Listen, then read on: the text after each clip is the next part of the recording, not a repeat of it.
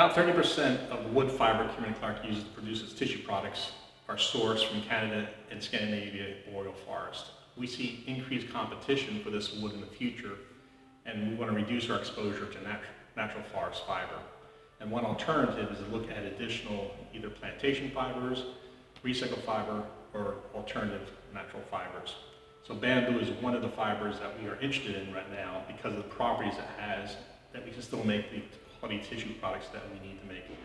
我们从2000年开始筹建永裕，到今年为止已经15年，所以说我们从做地板、做家具、做装饰材料和做户外，到我们的全做空间制造者，目前我们的主要产品现在已经在全球已经多有覆盖了在亚洲、在欧洲、在南美，我们有很大的产品已经覆盖全球，所以说这是未来的产业会越来越好，是一个朝阳的产业。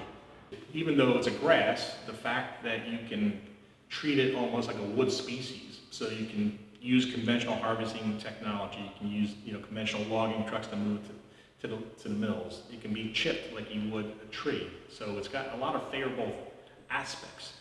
所以存在一种物种多样性。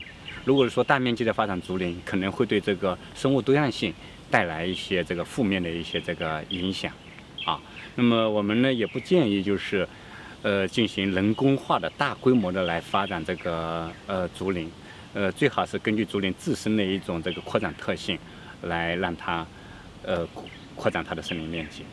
The first step in any sustainability study is really look at the life cycle impacts. Obviously bamboo, because it's a much rapid grower, we're talking about reaching maturity in 3 to 5 years, and then having, annual harvest as compared to a spruce tree, which grows between 50 and 150 years. So there's obviously, land efficiency, the carbon sequestration and those issues, which are the positive side. The invasiveness was an area that was a concern. One of the things we wanted to do was to look at some kind of sustainability standard for alternatives. It's not using more water, it's not using, we're not obviously cutting down natural forests to replace with an alternative crop. We're not displacing food crops, for instance. We don't want to have more pesticide usage or more water usage. So all those things are fed in to the standard. Some bamboos even, you can just cut off a section and make new roots. The tropical bamboos can do that, and that's a very simple, very inexpensive way to propagate these types of bamboos. But other bamboos have very complicated flowering cycles, and maybe they don't flower for 85 years. In that case, if you have a plantation of this, it's very difficult then to get reestablished a new plantation or to start a new plantation, because the availability of the seeds is very limited to that very long flowering cycle. The fact that the seeds have a very short viability, so they don't store well.